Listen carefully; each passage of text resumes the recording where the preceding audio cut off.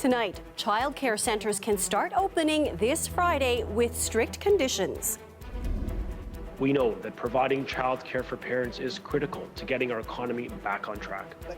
But the news isn't being welcomed by everyone. We'll tell you why. Plus, felt like things could have maybe rolled out faster or communicated more efficiently. a ban on commercial evictions is too little too late for some small businesses. And a family is reeling after learning their father died of malnutrition, not COVID-19, at a long-term care home.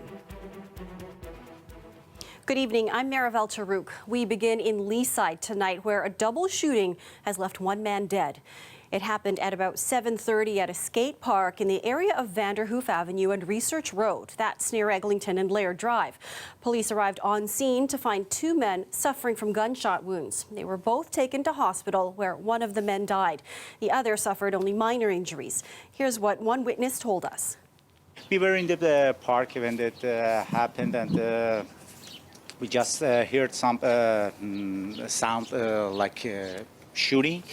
And in that time, I just called for my daughter and my wife. After that, when I called to the 911, they asked me what do you see? I'm going to the skate park and see a victim on the ground. Two people were at the victim, and one of them, I think he trained in the first aid because he tried to treat them. No suspect information has been released, but the witness we spoke to said the park was very busy at the time. Police are urging anyone with information or video to come forward. With businesses reopening and more parents heading back to work, the government is allowing childcare centres to open their doors again. But some say today's announcement falls far short of what's needed. Lorenda Redekop has the latest. Friday, June the 12th, all childcare centres in the province will be allowed to reopen with some restrictions. That means your child's daycare will not look like it used to. Among the restrictions, a maximum of 10 people per room, including staff and children, screening for symptoms, no visitors, extra cleaning, removal of all toys that could spread germs, and all centers must have a COVID-19 response plan in case someone is exposed to the virus. We will take every measure necessary to keep the kids and the staff safe and healthy. The government says there should be enough spots for families who want them. Should a parent not want to put their child back in a center, that is your choice. You will not lose your space, and nor will you be charged. The ministry says that policy will extend throughout the province's emergency order. As for the extra costs, the province is providing more latitude and more support, for example, for cleaning, for additional custodial staff that may be required within centres, including for PPE. but childcare advocates say there are many more expenses. One Toronto daycare sent a letter to parents in advance of this announcement, saying with smaller class sizes, its centre could cost 3 or 4 times more to run. For them to assume that childcare centres could scramble to reopen with just a few days' notice and no new funding is frankly just ridiculous. They're expecting the impossible.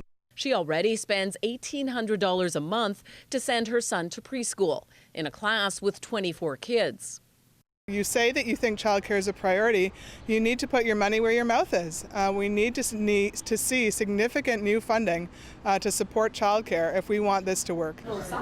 As for what happens if there's too much demand for fewer spaces, the government says children of frontline workers will get priority, with emergency childcare centres set to wind down June 26th. Lorenda Redekop, CBC News, Toronto. Ontario's reopening plan has some apparent contradictions that have got a lot of people talking. For example, limits are being eased on places of worship, but not for weddings and funerals. Our Queen's Park reporter Mike Crawley is digging into why. A springtime wedding in pre-pandemic times, a happy occasion for everyone. Funerals, a necessary rite of passage for all cultures. Attendance at both is restricted in Ontario under COVID-19 laws. Yet restrictions are now being relaxed for routine services, whether in a church, a mosque, or a temple under the province's new rules. For a regular worship service, the building can fill to 30% of its capacity, allowing people to gather in the dozens. However, for a funeral or a wedding, the maximum number allowed is 10. What's the logic? Yeah, so I asked the same question, Mike. And the answer he got? When it comes to weddings, people congregate from all over the province, depending on who's invited, and for tracing purposes, it's a lot harder to track someone opposed to a church that everyone has to sign in. People who run funerals in Ontario say it makes no sense to keep a 10-person limit in place when church services can be far larger. There's a lot of frustration, and rightly so, because this is such a serious thing. You know, you only lose your loved one once. There's no redo on this. So that time in your life only happens then. And if we can't address that and help people at the most difficult time in their lives, I think that's a shame, really. There are other questions about Ontario's reopening plan. Consider Niagara Region and Waterloo Region, both equally close to the GTA with similar populations. There are 80 active confirmed cases of COVID-19 in Waterloo Region. It moves to Stage 2 on Friday. Niagara Region has 79 active cases, but it stays with Stage 1 restrictions in place. What's the explanation? Cases in Niagara spiked recently, says Ford. A big chunk of that was migrant workers, but still, when the numbers shoot up, our medical team, we have no choice. One other contradiction: in places that stay at Stage 1, you can get a massage, but you still can't get your haircut. Mike Crawley, CBC News, Toronto. Toronto Public Health says so far there has been no evidence that the large crowds at Trinity Bellwoods Park a few weeks ago led to increased COVID-19 cases. The health agency made that claim on social media. On May 23rd, thousands packed into Trinity Bellwoods without physical distancing or wearing masks. That forced the city to later add social distancing circles in the park. However, Ontario health officials are waiting a few more days to see if there is an impact. We'll have to see how we observe that, and as in the past, we've seen blips every Thursday related to some of our long weekends as the weather has improved, and our data tells that more and more people are getting more and more mobile and out of the home, especially on those warmer, long weekends. Toronto Public Health did say 65% of cases reported in Toronto since that day are from a close contact, and urged everyone to stay with members of your household when going outside. A rally was held at Queen's Park today to demand the government ban evictions during the COVID-19 pandemic. This comes as the province puts forward a motion to stop business evictions. No eviction! No eviction! The thing is that we don't understand why there seems to be so much concern for commercial tenants while there is seemingly very little concern for residential tenants in this city who have already been in crisis with high rents and a minimum wage that hasn't risen along with it. The physical distanced protest was organized by Keep Your Rent Toronto. It calls on the province to stop evictions for any tenant unable to pay rent. Yesterday, the province proposed legislation that would make it illegal to evict commercial tenants who qualify for assistance until the end of August. The group today says they are hoping the government will put a ban on all evictions in the province. While there may be hope the province's proposed ban on commercial evictions could save local businesses, others warn it comes far too late. As Lauren Pelly reports, many mom and pop shops are struggling to pay their rent, and in some cases, they've already been given the boot. If you look very, very close, you can find Annex kind of over here. It's right here, actually. That's the neighborhood where the Scarborough family ran a framing business for decades. Now their garage is a makeshift storage area for prints, frames, anything they could keep. So when COVID hit and the government said you had to close, all small businesses, we closed our doors and that was it. We had no other source of revenue coming in. With no cash to pay rent, the Paul family reached out to their landlord of more than 25 years. We got an email back that said, talk later, but you have to pay now. The landlord wound up evicting the store, a neighborhood staple since the father of the family opened it back in 1994 after moving to Canada from Bangladesh. Lots of business is closing too, not only me. The province is now planning legislation to stop shop owners from getting evicted. Our small business owners are the backbone of our communities. The ban is meant to encourage more landlords to use a government program to cover rent payments. So far, there's been little uptake. It works like this. Eligible commercial landlords can get government loans to help cover 50% of the rent for the months of April, May, and June. The tenant is responsible for paying up to 25% of rent, meaning up to 75% of the total rent is covered. That leaves landlords on the hook for just the remaining quarter. If passed, the legislation would make it illegal to evict a commercial tenant until the end of August. This councillor says it comes too late. All of the Main Street businesses that keep our main streets just thriving are so concerned that they're not going to make it through this pandemic. That's already the reality for the Paul family, but they all agree it didn't have to end like this. I felt like things could have maybe rolled out faster or communicated more efficiently. I'll pay 25. I could survive another 15 years. Lauren Pelly, CBC News, Toronto.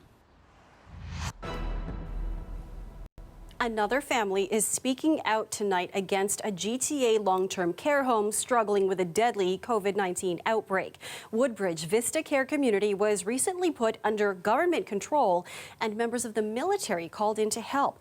As Chris Glover tells us in this exclusive story, the family of a man who died at the home is pointing to a coroner's report as proof that neglect and not COVID-19 caused his death. This is how Pietro Brucoleri's family says they last saw him at his nursing home. We left him 3 months ago, plump and rosy in the cheeks and eating like a champ. As COVID ravished Woodbridge Vista Care Community, the nursing home was put in lockdown. Brucoleri's family could no longer help support him, but consistently were told the 82-year-old with advanced dementia tested negative for the virus and was doing fine. Suddenly, May 29th, they got a call he was dying. And we knew that one day this would happen, but not in this care. I did not expect this at all. A coroner's report lists his cause of death as inanition, which means exhaustion caused by lack of nourishment. This was Mommy's birthday. When they got to say goodbye, his daughters say his gaunt, cold body lay in a stiflingly hot room. Very heartbreaking, devastated, disgusted. We did not expect the neglect. They might say dehydration. They might say malnutrition, but rarely do you say inanition. A Toronto geriatrician says malnutrition is a common ending for dementia patients, but he suspects the coroner used the rare phrase inanition for emphasis. When they looked at the body, that they were struck by how malnourished it looked. That would be my guess. Let me take your question now. Last week, during a virtual town hall, families raised concerns about the quality of care, and a top executive at the home was recorded afterwards bad-mouthing families. A day later, it was announced she no longer worked there. Take over Woodbridge Vista! Still, families protested at the home. The province seized control, and the army's been called in to help. The home's operator won't comment on what happened to Brucoleri, but in a statement said, "We are closely monitoring all residents and continue to provide supports." I feel like we failed him.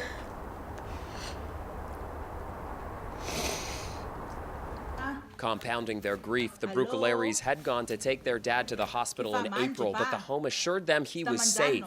Now, they plan to sue. Our father is gone, but I will keep fighting for him and all those beautiful people in that home. Chris Glover, CBC News, Toronto. Ontario's Special Investigations Unit is looking into the death of a 35-year-old man in Vaughan last night. Police received a call for a domestic dispute in a home near Highway 27 in Langstaff Road at around 11 o'clock.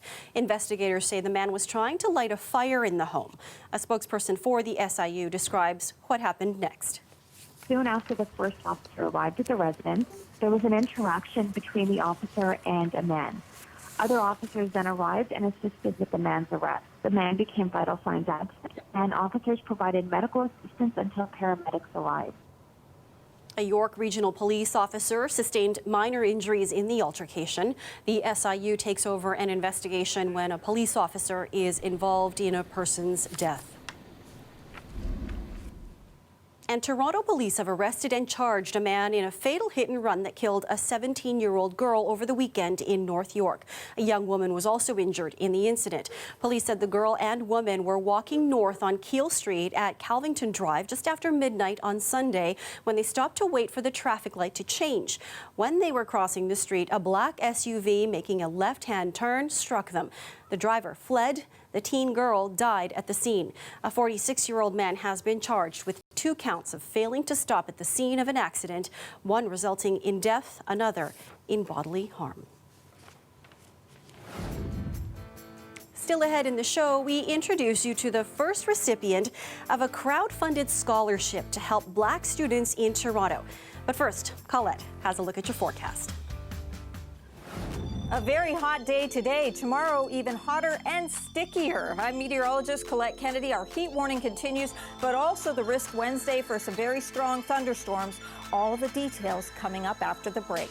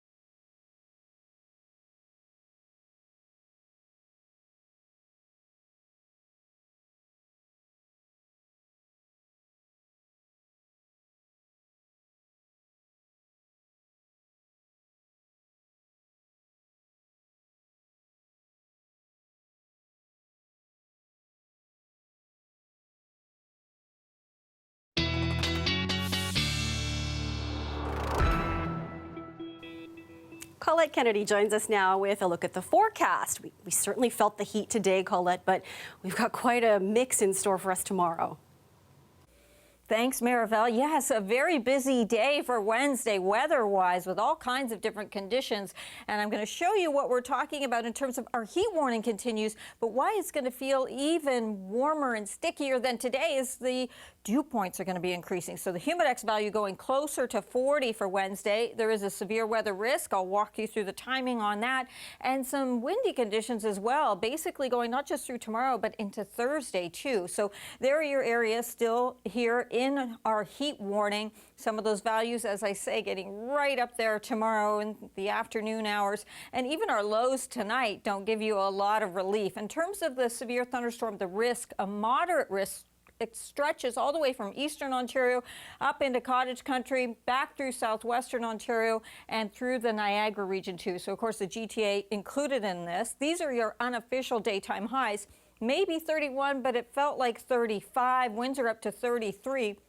This is what we're looking at, some breezy conditions already into southwestern Ontario, and basically that warm front coming through with some showers and embedded thunderstorms, a little thunder, perhaps waking you up early morning hours, depending what time you normally rise there, coming through the city. Heavier rainfall to the north of us, however, that's with the morning activity, all right? Then midday through the mid part of the day, we'll likely get into this drier period, and the air won't feel dry, but I mean, we won't be into the rain at that point. If some sun comes through and mixes with our cloud cover, that enhances the daytime heating, and it also enhances what will happen later in the day. So the greater risk of seeing very strong storms isn't actually in the morning, it's later into the evening hours as the cold front comes through, pushing quickly through southwestern Ontario, later evening hours coming towards the Golden Horseshoe.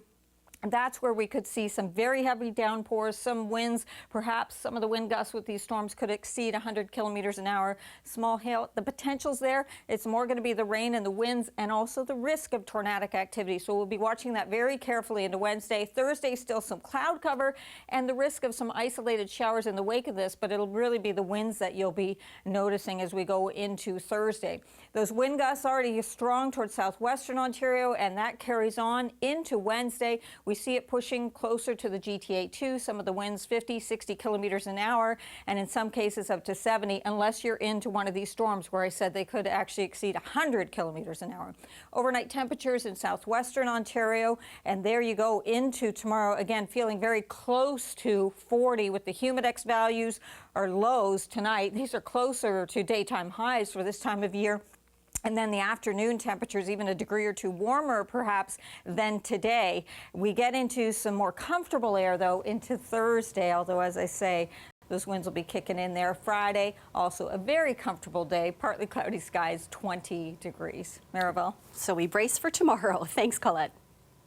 The weather is brought to you by Trane, the most reliable heating and cooling brand. We test, so it runs. Take advantage of special offers now. It's hard to stop a Trane.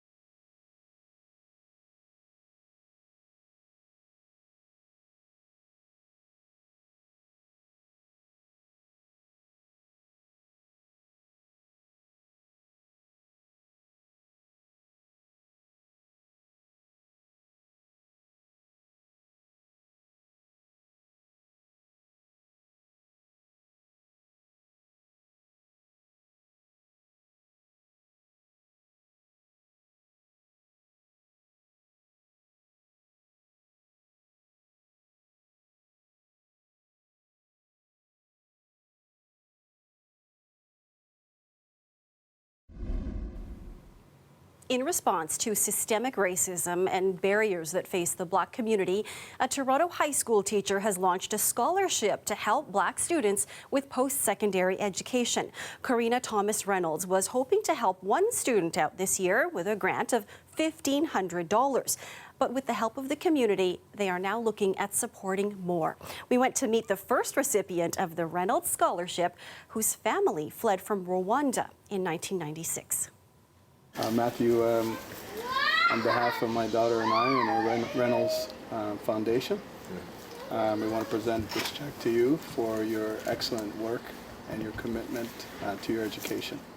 Last year, my father and I began the Reynolds Scholarship as a response to the social inequities that happen in our education system. This year, because of the current events that have been happening, we have been receiving an overwhelming amount of support, and we just hope that we can spread a positive message of the immense amount of resilience that Black students endure in order to succeed. Everybody knows what happened in 1994. There was genocide. I got a chance to come to Canada. It was a reset for me and start a new life.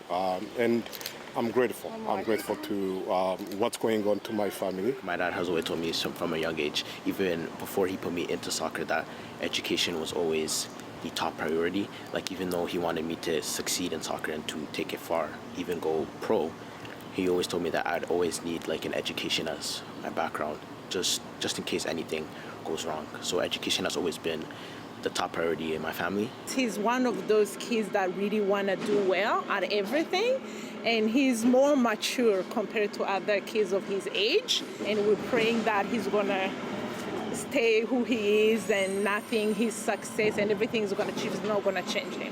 I can see there's been many distractions in my life that have almost thrown me off my grind, like getting towards where I am today. And all I can say is just keep working hard and just never lose sight of what you're working for. Wonderful gesture and well-deserved. And that is our show for you tonight. Thank you for watching. Remember, you can get caught up on the day's news anytime. Head to our website, cbc.ca/Toronto. Dwight Drummond has your next local newscast tomorrow at 6, and Mike Wise is back with you tomorrow night at 11. Have a great night, everyone.